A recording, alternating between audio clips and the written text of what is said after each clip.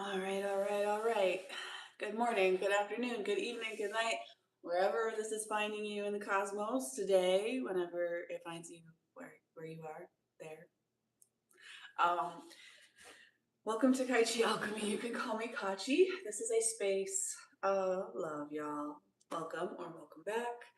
Today we're going to be doing a reading from the Radiant Cedars of Russia series, book 2.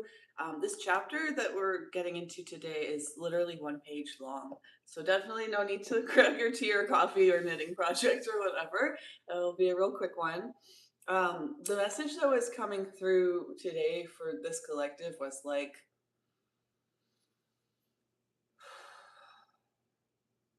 I was getting this energy of peace and calm and equanimity and like deep breathing while having an animal like pace around you, like panting and drooling and it's like hungry or something, you know? It kind of reminds me of those meditations like where the monks sit in a room meditating and somebody comes around with like a big stick to whack them in the back or whatever, at a random unknown moment, and so they know that they have this like reason to be on guard, and they use the power of their minds to practice the non-reactivity even in this environment of tension or danger. So this person will come around ready to whack you at any moment, and instead of spending that whole time like trying to brace yourself and prepare and wait for that to happen, you're like, I'm already accepting it's gonna happen. I'm already here. And you're breathing through this feeling of this animal pacing around you, salivating and hungry and panting, and it's circling you and it's circling you, and you still have this inner calm, but it's like a part of your mind is aware of what's going on. It's just that you're not reacting to it in a reactive way, and you know that there's nothing particularly useful that you can do right now to protect yourself from this animal. And it can smell fear and all of this stuff. So, this was giving me very much the energy that I have felt in the recent past about when I am having a really good day and I just get this itchy feeling inside of me. It's not really fear, it's just like I wish that wasn't there and there's nothing I can do about it. You know what I mean? Um, and it reminds me of very much of how, like, my ex follows my social medias, and I at first didn't really think anything of it. I was just like, that whatever, that's your life. And then I was like, why? In what universe? Who? Why would somebody do that? Is this energy of something trying to pay attention to you, even when they know that they disagree with you? Like, if you disagree with somebody, you should just move on into a different environment. If you're both deciding to come together into a space of debate, I mean, that's one thing. But in general, if you have some sort of deep lack of respect and equanimity and understanding with somebody, then what you want is to get into a space of peace and truth and equanimity. You don't want to stoke more drama with people that you lack respect for, that you don't want to see what they're trying to create in the world. You don't like what they do or say or think. You disagree with them. Some people, I guess, get real caught on about trying to get people to see things from their point of view. And that can have a lot to do with childhood trauma, I think. Um, but yeah, being around this feeling of like a bug in your ear, like something just buzzing around you, and there's nothing you can do about it, and it's so obnoxious. And you would just walk away from that fly, but that fly might keep following you, is the thing. And if you don't want to smack that fly down and end its life, then you kind of just have to deal with the fact that these things happen in life and a fly's gonna be buzzing around your ear, even though, like, I think it's a mosquito or something, and you're not gonna let it bite you, but you have to keep being aware that it's around you, even though you know that it just wants to suck your blood. And so it's a opportunity to either be really resentful and frustrated and annoyed that some force, some energy would come at you, like aggressively, repetitively, dramatically, loudly, entitled. Like this energy is gonna come at you, or maybe it's like circumstances in your life that are dramatic and challenging. And you responding to those things with aggression, with reactivity, it's not going to help you get what you want at all. You wanted peace, you wanted calm, you didn't want dramatics. So when you're walking through the world, you're inevitably going to have these experiences, whether it is friends and family and you know, people who used to think that they knew you and they're not your fan anymore, but they want to be your fan and they want you to be who they thought you were and all of that. Or whether it's like circumstances in your life that are making it hard for you to achieve the things that you want to achieve. You can look at that and be like, oh my goodness, I have so many opportunities. I have so much to share. I have so much goodness to step into. Why is this obstacle here? Why is this distraction here? Why is this energy buzzing in my ear? And then that energy wins. It pulls you into its orbit.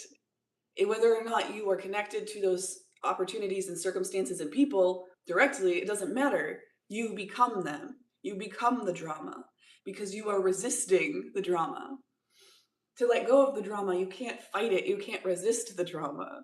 You have to be that monk sitting in your meditation, waiting for somebody to come smack you in the head at any moment. Because they will. And that is why they're able to develop that kind of peace within themselves, because they have accepted it and they have mentally processed and gone through that process of accepting it. And they have come to a space of gratitude, acceptance and gratitude for the opportunity to be in an environment that makes it more challenging to hold on to the things that they value, like that peace and that calm and that equanimity.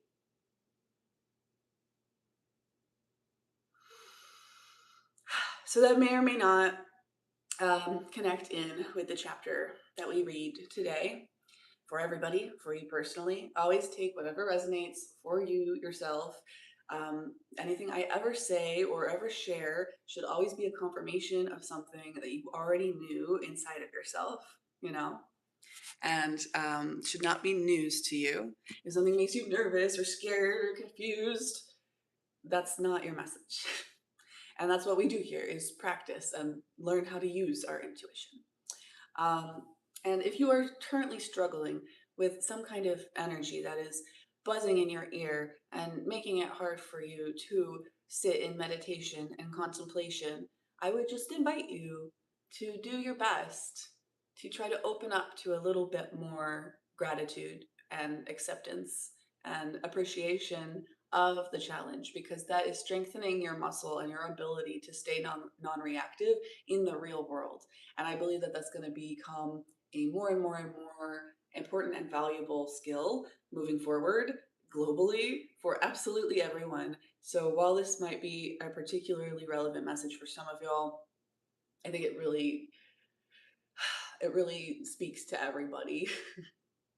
um, Yeah. And if you are right in the thick of it, I am sorry for all of the struggles that you're going through. As much as I'm grateful for them and telling you to find that gratitude, I understand why it can be challenging or frustrating or annoying. And just because you find that acceptance and that gratitude doesn't mean that you have to gaslight yourself out of how frustrating and annoying and difficult that is. You can also have compassion for yourself while let's get up and go and focus on the things we need to focus on. It is no good to have a healed inner father or a healed inner mother in isolation. You need them together. Otherwise, you won't spin in a circle. You will get all out of sorts. I'll explain what I mean by that later. I don't have the time for the geometry lesson today. Um, And again, I only have one page to read. I'm doing great, thank you. I'm not sure how to answer that because of the grammar and stuff, because I don't know what you mean. But hello. Hi, Miles. Hello. Okay, I caught up with the chat. I am going to read this very, very teeny tiny chapter for y'all. The last one that we read was A Sharp About Turn. No, we haven't read that one yet. Oh, The Ringing Sword of the Bard. Okay, I was wrong. It's not one page, it's 4 pages. Still quite short though. If you want to go check out The Ringing Sword of the Bard, I feel like that is one of my favorite videos that we have made so far, and a wonderful chapter. Maybe even a wonderful introduction to the series if you don't want to listen to all many dozens of them. We're just getting started. This is 2 of 9. Chapter 11, A Sharp About Turn. Returning to the ship after my 3-day stay with Anastasia, it was some time before I was in a frame of mind to take charge of company business. At first, I was unable either to decide on the ship's destination or answer the many radiograms coming in from Novosibirsk, and the hired workers and even some of my crew apparently sensed my inattention to the daily routine and began stealing. They were arrested by the police from Surgut, the town where the ship was docked. Working with my bodyguards, and detention papers were drawn up, but even this was not something I felt like delving into at the time. It's hard to say at the moment just why my talks with Anastasia had such a strong effect on me. Before this, my firm had received many visits from representatives of all sorts of religious denominations. They claimed they wanted to do something good for society and always asked for money. Sometimes I would oblige just so they would go away without looking too deeply into the cause they were collecting for. And what was the point of asking them more questions if the conversation always ended up with a request for money? In contrast to all these so-called religious people, Anastasia never asked for money. In any case, I couldn't even imagine what I could give her. Outwardly, it seemed she had nothing, and yet I gradually got the impression that she had everything.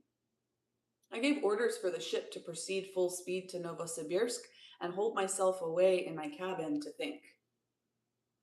My more than 10 years' experience in business and team management had taught me a lot.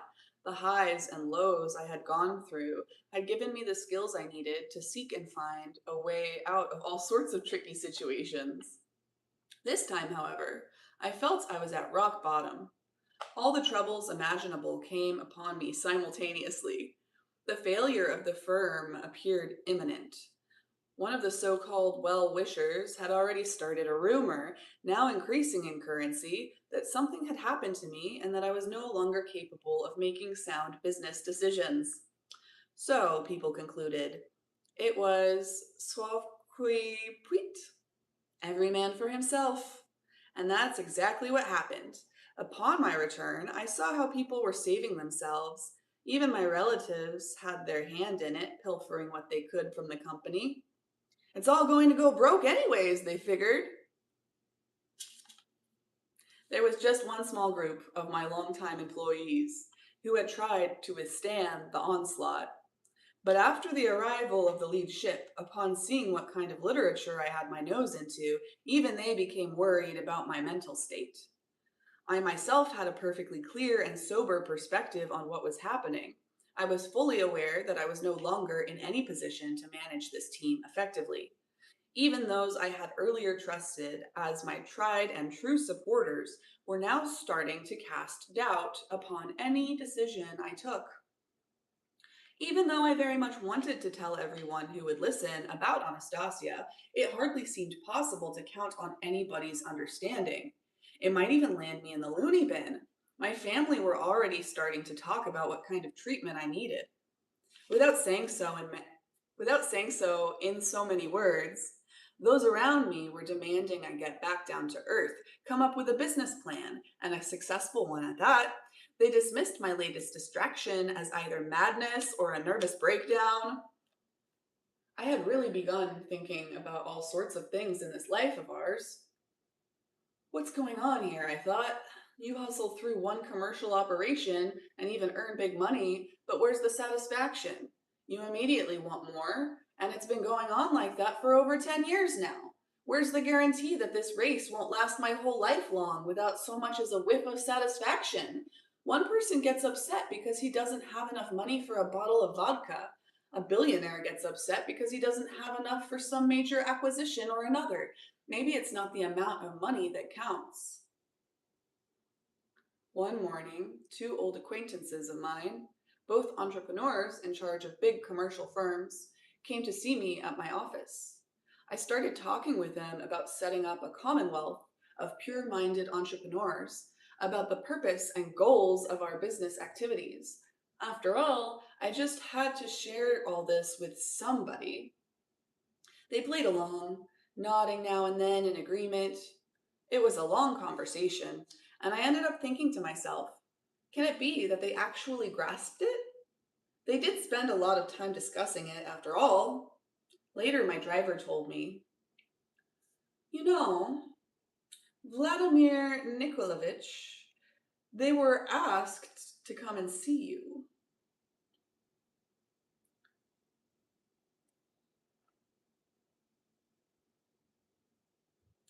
I said I'm not going to read the footnotes, but every once in a while I feel like one is pertinent. If you are not familiar with the Russian language, this might be important and will, come up repeatedly. Nikolaevich, Nikolaevich, Nikolaevich, Vladimir McGray's patronymic, a middle name derived from one's father's first name. In Russian, the combination of the first name and patronymic is the standard polite form of address among business acquaintances, especially to a superior. They were asked to come and see you by people concerned about your health. They wanted to know what you've been preoccupied with all this time, what's been on your mind. In short, to make sure you haven't lost your mind. They wanted to know whether they should call a psychiatrist or simply wait and let it pass. And what do you think of my mental state? He fell silent for a while and then said quietly, for 10 years, your work's gone along just great. Many in the city have said you're a successful businessman, but now all your employees are afraid they may be left without a paycheck. It was only then I realized the extent of people's concern about me, and I said to the driver, turn the car around. I went back to the office. I called an emergency staff meeting. I appointed supervisors for the company's various activities and gave them full authority to act in my absence. I then told the driver to pick me up early the next morning and take me to the airport. Just as I was about to go through the boarding gate, he handed me something wrapped in a towel. It was warm. I asked, what is it? Pirashki. So you're giving me these out of compassion for a crazy person, eh? They're from my wife, Vladimir Nikolaevich. She couldn't sleep and baked all night. She never baked anything before. She's still a pretty young woman, but last night she plunged right in. She insisted I give them to you. She wrapped them in a towel. They're still warm. She says, you won't be back for a while. If you come back at all, this is goodbye. All right then, thank you very much. He resigned from the firm a few days later.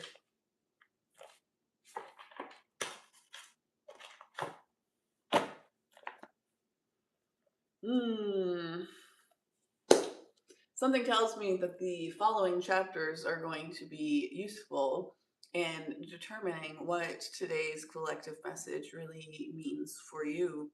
But overall, I would say that as much as it is beneficial and useful to have people who smile in your face and talk junk behind your back until pressed,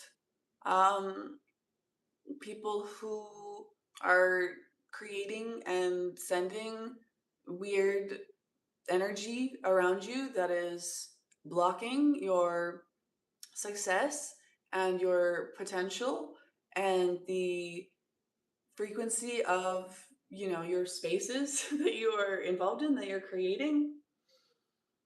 If you have those influences in your life, it is wonderful to practice not letting them, knock you off mission and off course and out of character. And I think that in that chapter, Vladimir did a pretty good job of, controlling himself in that manner.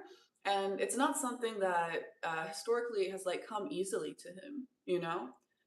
He was very reactive and very aggressive and very defensive, especially early on in the books. But like the more he connected into his purpose and his vision and his dreams and his values and his goals and his drive, the less that stuff really mattered. The more it came in, the more present it was, and the less it mattered. But there's also sometimes things that you will need to do to set boundaries, to minimize those influences, to keep them at a reasonable level. If you have one guy walking around ready to smack a random monk in the back of the head at any moment, if you just have one of them, that is useful. If you had that room with like a dozen monks and like 300 men walking around ready to smack you in the back of the head at any moment, I don't know that that would be all that productive, even for the monks meditating through that process. I think it would almost drive you into a space of excessive numbness and disassociation.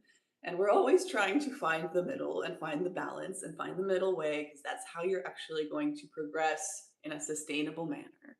And it doesn't have to always be perfectly in the middle, but we always want to be drawing back there, you know?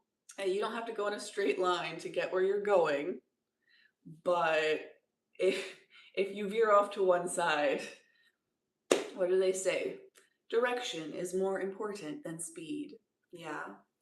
Oh yeah, some people are just getting in here.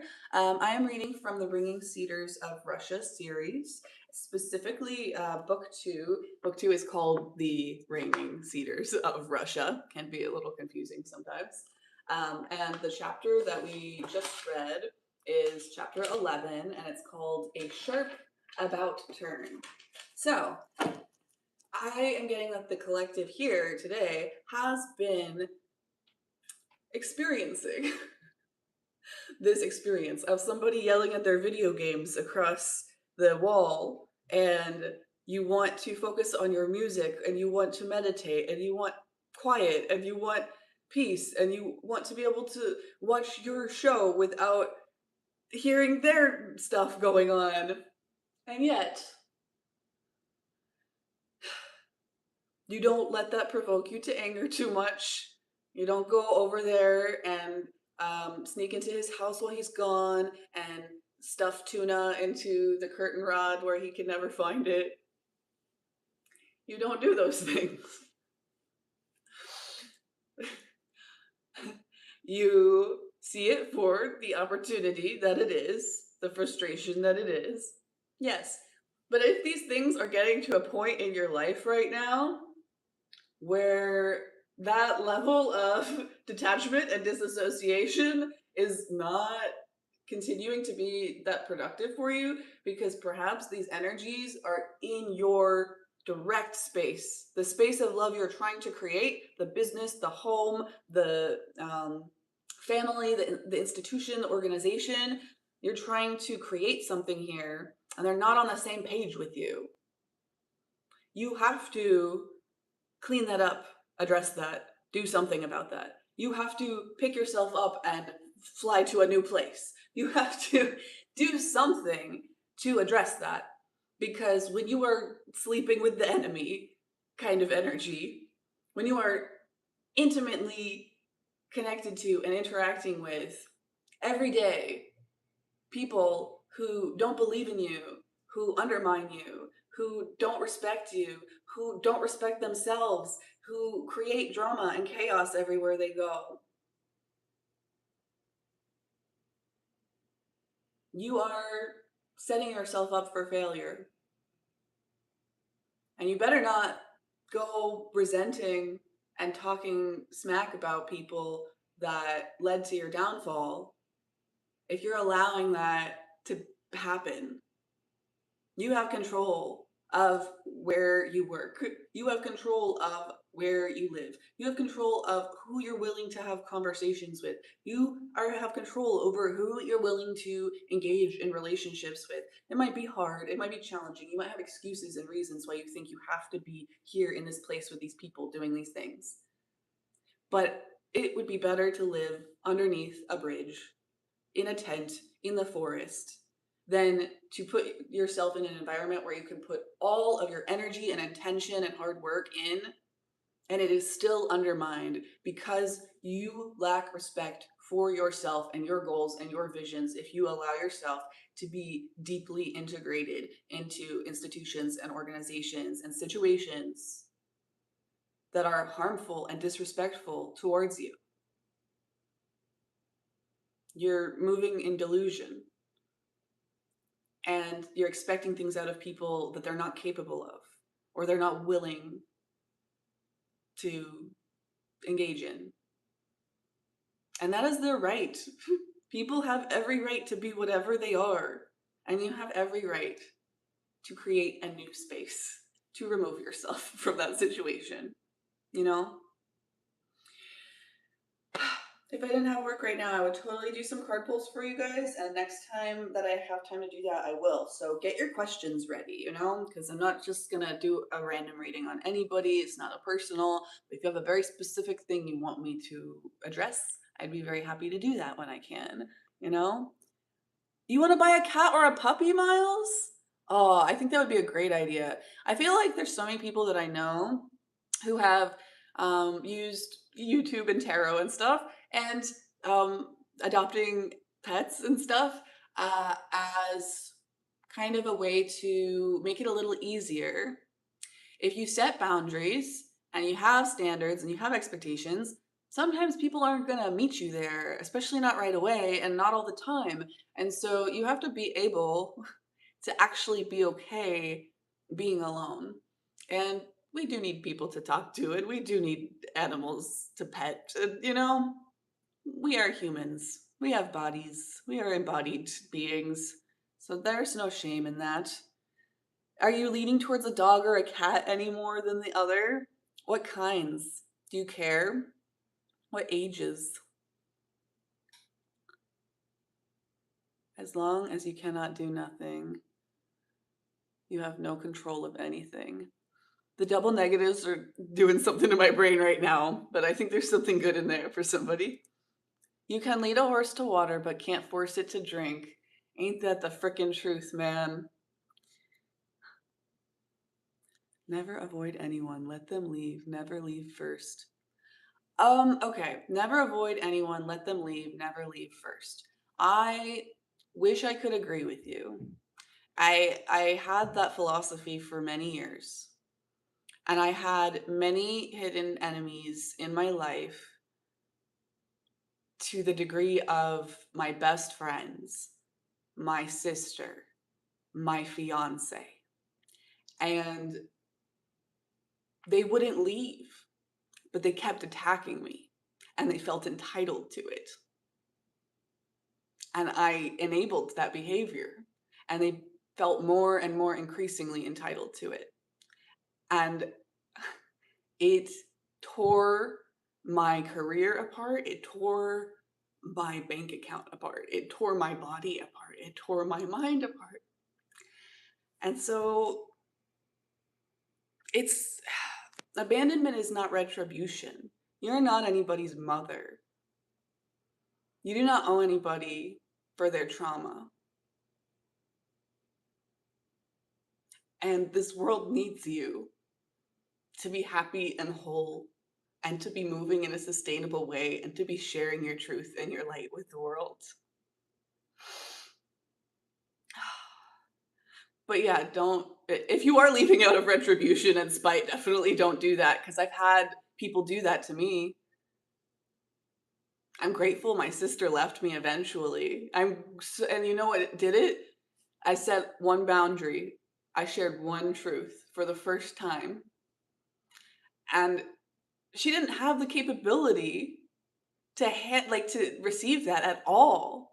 And part of me felt guilty that I had enabled and allowed that kind of weakness and distortion for so long, as if it was my fault that she rejected and abandoned me out of spite after all of the years of me making excuses for her, forgiving her, accepting her for who she was, even when I deeply disagreed with her. You can't just lead by example. Some people are going to be committed to misunderstanding you, and they'll ask you questions and they'll try to learn about you, and they're not trying to understand you. They're just trying to manipulate you and get their needs met, which you might even have some compassion for if you're a highly empathetic person. You might even feel like, well, if they need it, I'm going to give it to them because I can. But you can't. You need so much more than you think. You deserve so much more than you think.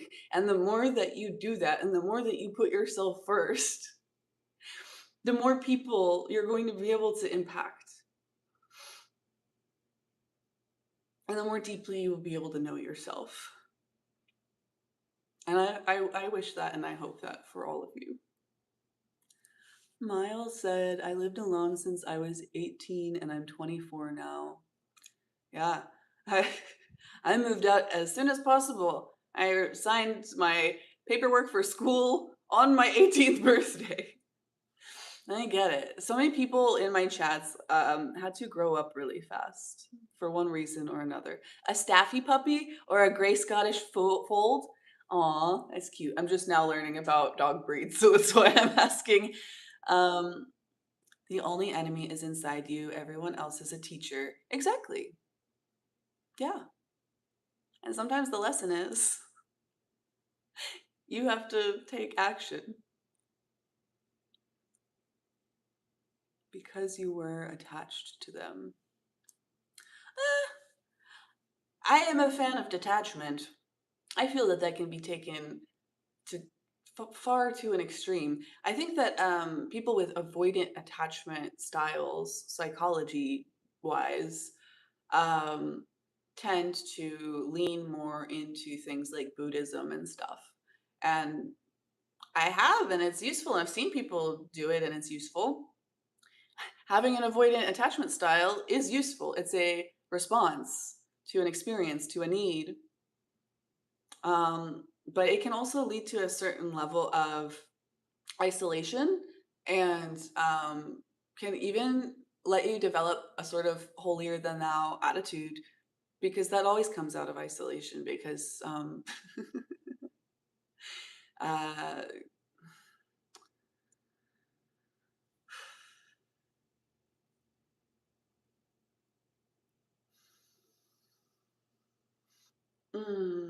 Because then you live in the spirit realm when you're supposed to be here embodying and doing those things. And if you move like that, it's kind of like expressing a lack of gratitude to the universe for your life and your body.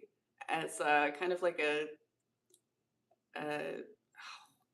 don't want to get blocked, suicide, um, mm, yeah, it's like looking for that. It's like trying to create that.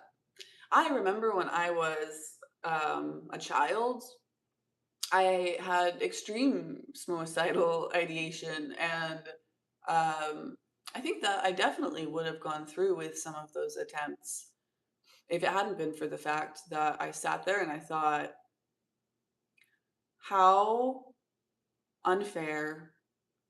My parents, my family, my friend, there are people who would be so upset. And how could I do that to them?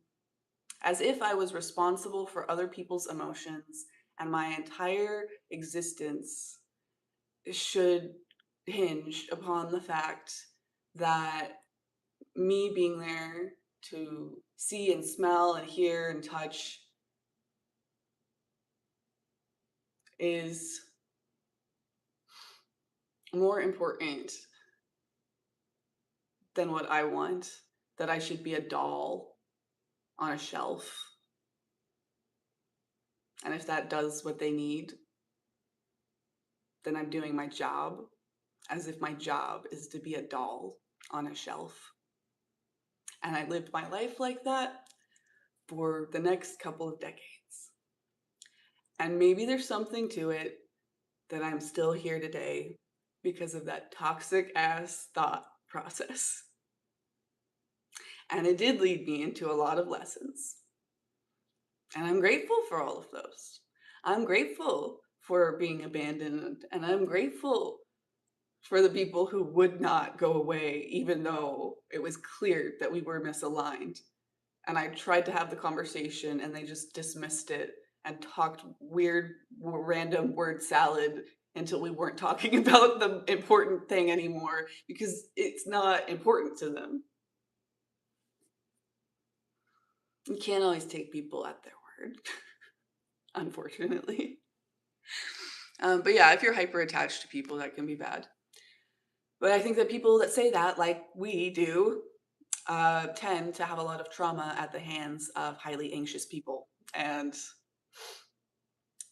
they're not better than us. We're not better than them, and sometimes we need to be attached to our mother, for example. And if we weren't, then we need to work on that broken attachment through nature, through God, through going inside, through connecting with the stars. Those are the opportunities that we have to connect with that infinite well within us, to connect to that inner divine family within us. We all have this template within us. Yes, we can experience things and learn through those experiences that this is wrong and this is misaligned and this is not truth. And that is just as valuable and sometimes needs to be the way that that lesson is learned, oftentimes. Yeah. So, whatever parts of that resonated for you, particularly today, take only that. If you need to work on your anxious side, if you need to work on your avoidant side, if you need to work with your inner mother, your inner father, your inner child, we will continue to go through, ways of doing that here. But the internet is a wide world with lots of that already going on, you know? As long as you have anything to lose in this world, you will suffer. No, I disagree. Um, I am dealing so much with my fearful, avoidant tendencies right now. I had an experience recently where I connected with people that felt so aligned, that felt so natural and good. And I remember sitting down next to them and feeling panic.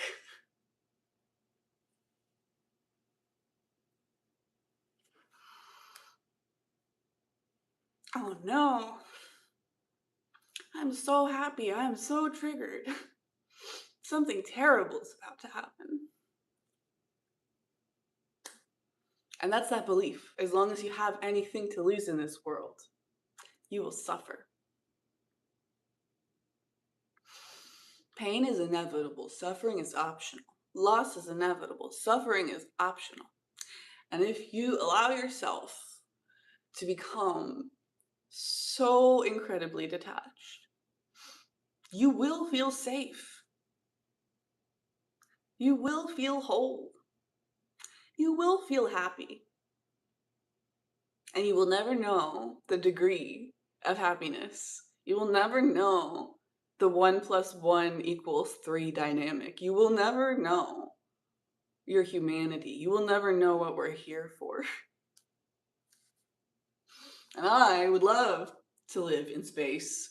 I would love to be in disembodied spirit. That's always what I've wanted. But there's all the time in the world for that. God put me here, now, for a reason. And I believe that He did that for you too. You don't have to believe that. That's totally up to you. But that is where I am at in my journey right now. And yeah, when you are abandoned, you want to prevent the possibility of that. So you may literally isolate, or you may emotionally isolate and kind of just like become an emotional manipulator and like never share your actual insides with anybody because you know you need to get your needs met anyways. And that's some nasty player energy we don't need in the world. As soon as you stop feeding them energy, they react. Exactly. Every time I've done something to cut a cord, like literally, I had that experience with those friends and I was freaking out inside. But it wasn't just because of my fear and my past and stuff. It was also the energetic connections that I have to other people. There are people in my life, especially my exes, who literally pop back up every time I connect with somebody else in a more genuine way. Like they're trying to compete or hunt me like I'm a freaking animal. And the fact that they can sense it, like, just because there's energy involved in something, just because there's spirits involved in something, doesn't mean it is high vibrational. There are all kinds of demons. And if you are connected to somebody through that distorted energy that you were in when you attracted that lesson into your life, then they're going to want to keep you in that energy. They're going to feel like something's wrong if you're not in that energy. They're going to feel like you abandoned them if you grow up and change. And you have to do it anyways. You have to set the boundaries. You have to gratefully accept the challenges, but still set the boundaries. You have to find the balance. You have to find the middle. You have to find what you need in your situation. Be as vulnerable as possible. Never be afraid to lose anything or anyone. What's the worst case scenario? Exactly. Yeah. Staying present, staying vulnerable, staying open without getting anxiously attached, obsessed, entitled.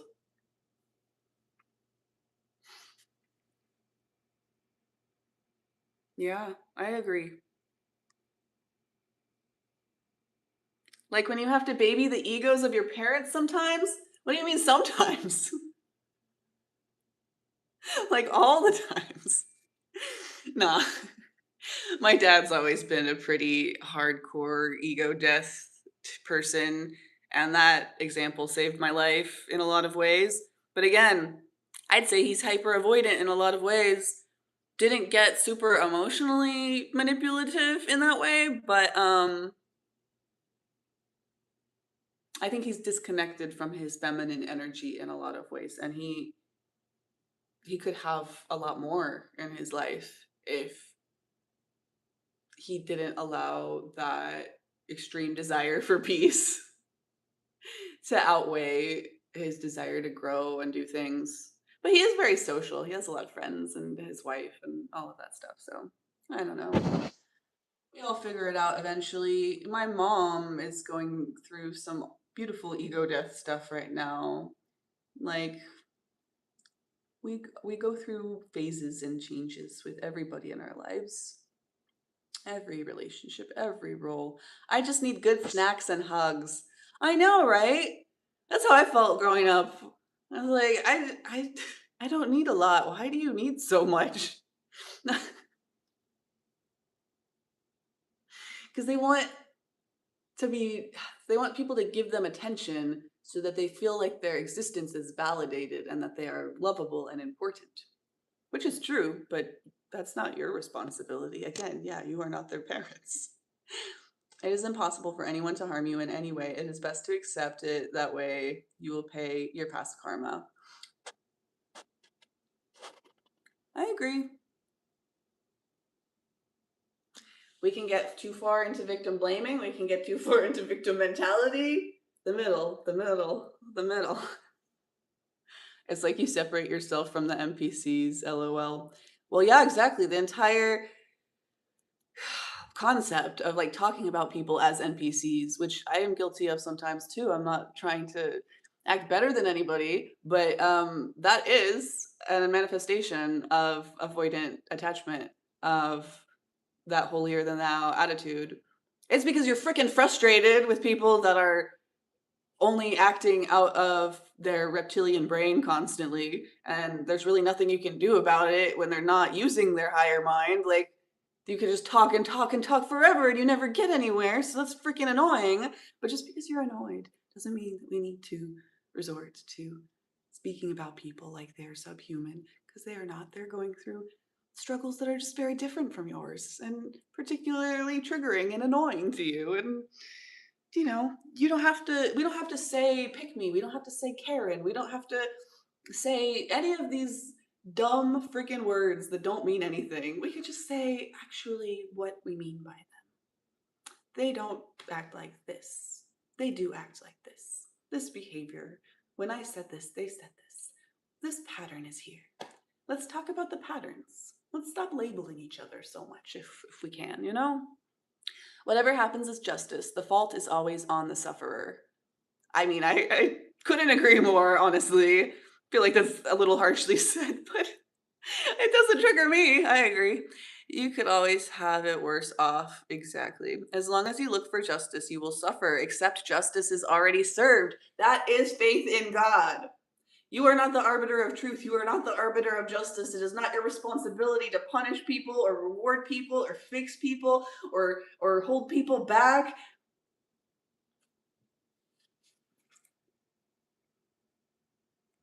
You are stronger than you let yourself believe.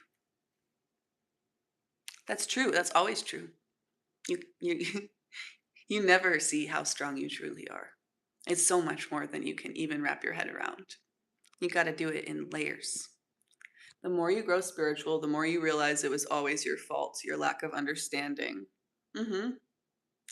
Again, I think that overly taking responsibility can be an avoidant, hyper spiritual thing to do. Might need to take a yoga class or something if I start thinking like that. If panic, maybe they were unsafe. Yes, my mother was very unsafe in her childhood. She grew up with no food and no home and no father, and not even that, extreme drama on top of it. Um, so I understand. But that understanding and that feeling of responsibility, like everything is my fault and all of the suffering is for me and because of me. And just because this isn't fair, it doesn't negate the fact that she needs my help, and but it was never on me to help her that way. She always had it inside of herself. The reason people act like that is because they're still children in their minds and they feel entitled to the care of their parents because they were entitled to the care of their parents, but they didn't get it. And how do you reconcile that? Literally, the only way you reconcile that is taking responsibility. I am my mother now. I am my father now. I am raising myself now. It is what it is. And I'm not moving forward in resentment about that. That's how we become men. That is how we grow up. One day at a time. That's why I'm a hermit. Just gonna tell them voices to F off. Uh-huh. You know, um, different stages. Different stages. Do what you gotta do. Before you enter a relationship, you should first be capable of being stable as a single. Dang, I've been saying that since I was a little kid. That's why I didn't date anybody until I was almost 20 years old, and I was like real hesitant about it at that. Because I didn't feel like I understood myself well enough. But I understood myself more than pretty much anybody around me, which just kind of led to more isolation, honestly. So it was kind of important for me to reach out to people and put myself in those situations to break out of that. Every message that I ever share could be the exact opposite of what you need to hear in any given moment. That's why we're here to talk about intuition and to help you tap into that discernment for yourself. Everything is true somewhere in some situation. So when are you coming to the UK? ASAP! As soon as I get over my hatred of airplanes and radiation and industrial travel and stuff, maybe I'll get a boat. Maybe I will swim the ocean. That's the Atlantic, right? Yeah. Why are you here? Why are you doing this? What is your goal? Be honest. I have answered that so many times in all of my videos, but to be brief, I'm here to help you heal your past, transform your present, and co-create your future, whatever that is for you, whatever you would like to create in the future, and whatever your personal circumstances are in the past that have hurt you, and to take my experiences of witnessing people share their process online through tarot and divination and these kinds of things. I would like to pay that forward, and I would like to get over myself and like my fear of being seen, and to connect in more with my intuition, to help other people do that, to lead by example. Maybe I should do some journaling on that, make a little elevator speech. Those are always more helpful. Yeah, the thing where you feel responsible. Somebody's gotta be.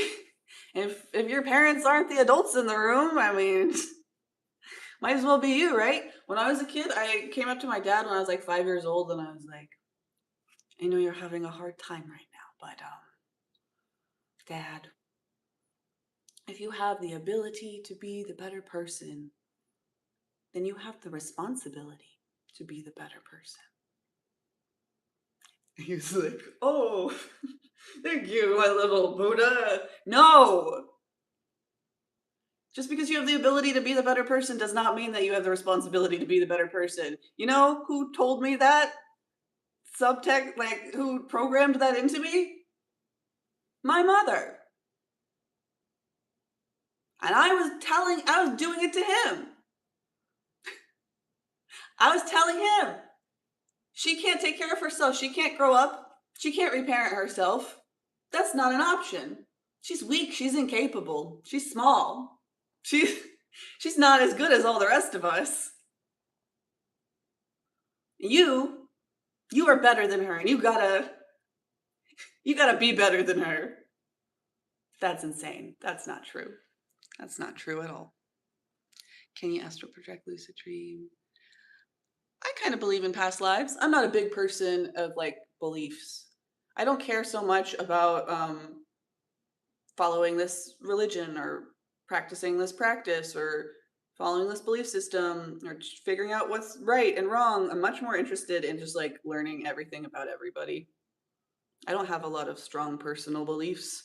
I don't find them to be particularly useful, and it's just not my personality.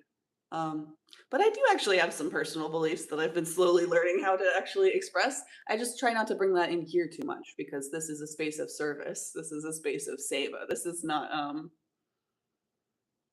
about me. It's not supposed to be. That's not what I'm here for. Soul Tribe, Hermit Gang. Take responsibility for the ways in which we perpetrate our own suffering. That is the root of why I was so grateful for my father. He made one of the most horrendous mistakes I believe humans are capable of making, which is when a man consents to sleep with a emotionally immature woman. It is the worst crime that anybody can commit in my mind. And, you know, he grew up with the whole sexual revolution and feminism and stuff, and he saw it through a lens that was supposed to be respectful and helpful, but it's not. Nobody was there to teach him better. Nobody was there to teach my mom better. And they felt so bad about their inability to be people that they weren't. Because people acted like they should be able to be expected to show up in a way that they couldn't because they were children.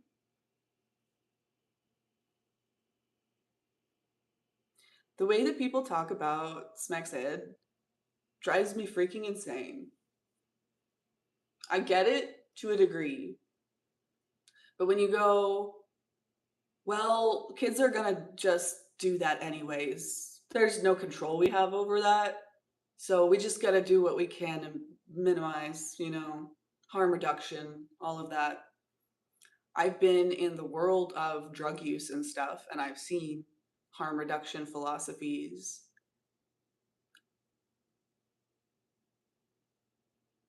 cause more harm. It's so much more complicated than we want to believe. And when we take that attitude, they're just gonna do this, they're just gonna be like this no matter what we say.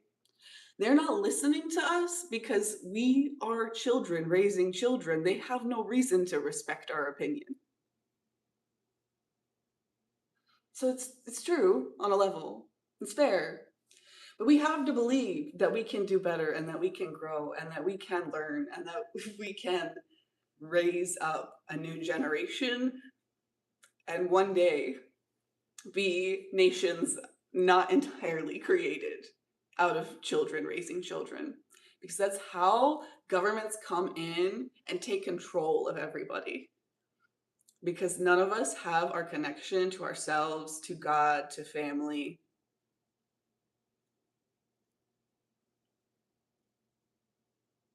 And you're so easy to manipulate and you're so easy to control them. And that's where NPCs come in. But you don't have to stay that way. If you aren't offended by people calling you NPCs and you could just hear what we're saying right now, maybe you could be inspired. I don't know. I don't know your life. You can help no one, nor can anyone help you. It's a solo spiritual journey. The more time you spend alone, the more you meditate, the more you understand and learn. I agree. I would recommend that some of y'all check out the Swan video that I made recently. I think that would be useful for you.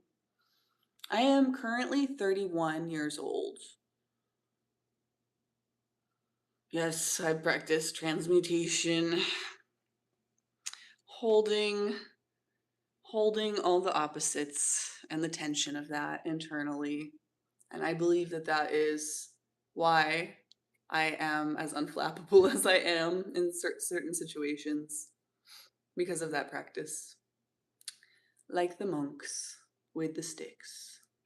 You can't choose your parents, unfortunately. That's so funny you say that, Miles, because when I was growing up, my parents used to be like, literally say, like, you chose us. Like, you're a little spirit, and you're like, those ones. It's like, how dare you put that responsibility on me? I think there's an element to that. I think that we do choose the lessons that we need to learn for our soul's growth and evolution and all of that. But no, my ego absolutely did not choose my parents. And how dare you?